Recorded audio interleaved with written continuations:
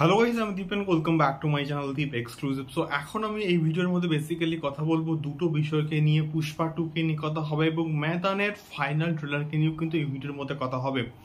So প্রথমে যদি আসি পুষ্পা 2 কে নিয়ে, সো পুষ্পা 2 এর অফিসিয়াল টিজার আমি কিন্তু বহুদিন আগে একটা আপডেট দিয়েছিলাম যে এই দিন কিন্তু আসতে পারে। তো সেটাই কিন্তু মোটামুটি কনফার্ম হলো এবং আজকের সুকুমার থেকে স্টার্ট করে আল্লু অর্জুন থেকে স্টার্ট করে মেকার্সটা কিন্তু আজকের অফিসিয়ালি অ্যানাউন্সমেন্ট করে দিয়েছে এবং কনফার্ম করেছে যে পুষ্পা 2 এর অফিসিয়াল টিজার কিন্তু আসতে চলেছে on 8th of April Allu অর্জুনের কিন্তু জন্মদিনে। দেখা যাক কেমন হয়। এবং যে পোস্টারটা দিয়ে সেটা অ্যানাউন্সমেন্ট করা হয়েছে সেটা ব্যাপক কিন্তু লাগছে এবং পায়ে কিন্তু একটা ঘুংরু পরা আছে এবং চারিদিকে কিন্তু একটা লাল রঙের কিন্তু আবির। ব্যাপারটা কিন্তু দারুণ লাগছে এবং দেখা যাক এই পুষ্পার 2 এর যে লেভেলের হাইপটা আছে সেই লেভেলের হাইপটা ম্যাচ করতে পারে কিনা এবং পুষ্পা যে লেভেলে সাকসেসফুল হয়েছিল এবং সেই লেভেলের তাকেও অ্যাটলিস্ট ছাপিয়ে যায় কিনা পুষ্পা 2, এটাও কিন্তু দেখার মতো বিষয়পত্র হবে।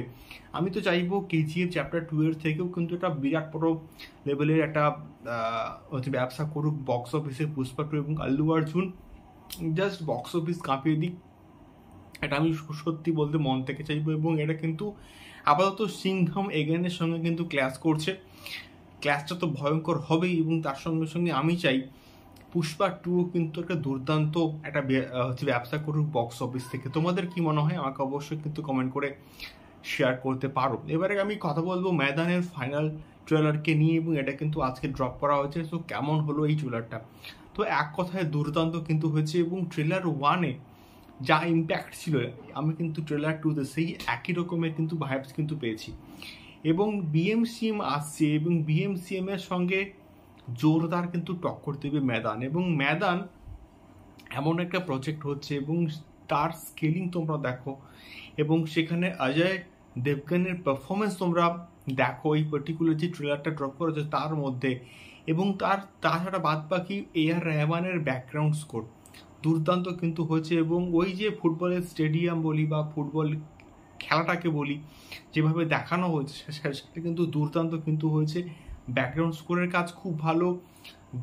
একটা গান এখানে ইউজ করা হয়েছে সেটাও কিন্তু প্রচণ্ড কিন্তু বেশ ভালো লাগছে দেখতে এবং শুনতে। দেখা যাক কেমন হয় ম্যাদান এবং ম্যাদান ভার্সেস বিএমসিএম এই ক্লাসটা অ্যাকচুয়ালি কেমন হয় এটাও কিন্তু দেখার মতন বিষয়পত্র হবে। তো তোমাদের কেমন লাগলো ম্যাদানের ফাইনাল ট্রেলার আমাকে অবশ্যই কিন্তু কমেন্ট করে শেয়ার করতে পারো। এখন তো ভিডিওটা এই অবধি, দেখা হচ্ছে পরবর্তী ভিডিওতে। টাটা।